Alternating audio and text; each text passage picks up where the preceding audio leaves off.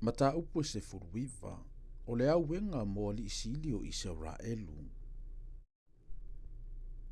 O oe foi, ia esa uni se pese au alofai ona o li isili o Israelu. Ma ia whape atu. Po o ai loutina. O le leona fafine. Na ia ta oto whaatasi ma leona, na ia tausia na tama whaatasi ma leona ta anoa. Na ia avatu le tasi o ana tama, wa avea ia ma leona ta anoa. Wa o isa ei manu, wa ai tangata.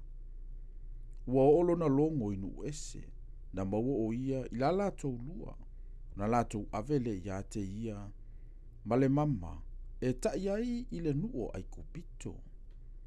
Wa iloa fo ia wa ia whaatalitali a ua wha umatia lo na whaatua tuanga.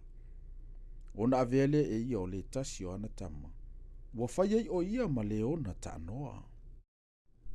Ona whealua lua ile o ia whaatasi ma leona. Wa avea ma leona ta anoa. Wa awa o isai manu, wa ai tangata. Na ia iloa o lantou maota, wa ngao ngao. Na ia whaatafu na ina fo i o lantou aai. O le taalili fo i o lona tangi. Na ngao ngao ai le nuu, ma mea ua tumu ai. O na whaasanga le ia te i o nuu mai tu malo i tu uma. Ua fola sielo lato upenga ia te ia. Ua maua o ia la lato lua. O na lato utu le ia te ia le fale pui pui ma le mama ilo na isu. Ua lato ave fo ia te ia le tupo papelonia. Na lato ave ia te ia i olo. Ina ia le toi la ngona lavalo na leo. I maunga o Israelu. E tu salo tina ma le vine peyo oe, sa totoe la tānei vai, na fua ia, wala ola o na la, a wao vai ina tele.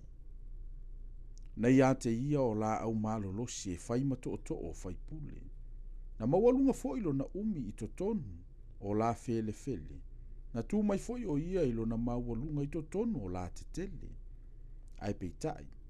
Na lia ina ia ile ita tele. Na lafo tu ina ile ele. Wa mangolo na fua ile matangi mai sasae.